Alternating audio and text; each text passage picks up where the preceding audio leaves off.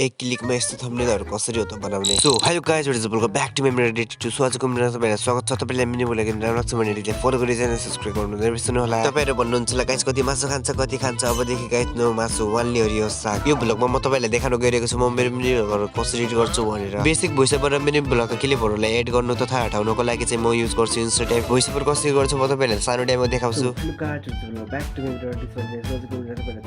Voice over गर्दाखेरि guys gap भएको ठाउँलाई हटाएर अलि बोलेको मात्र हाल्नु पर्छ के।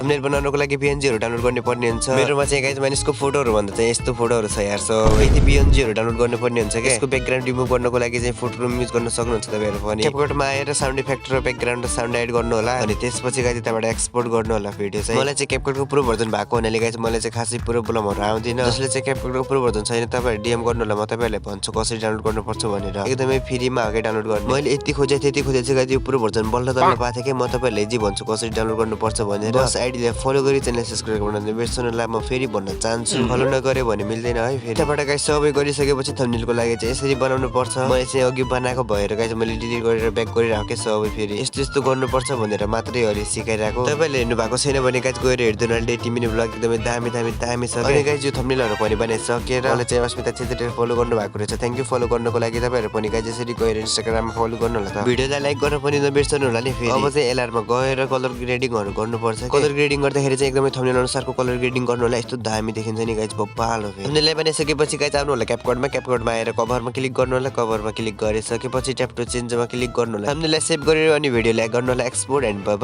बाइ।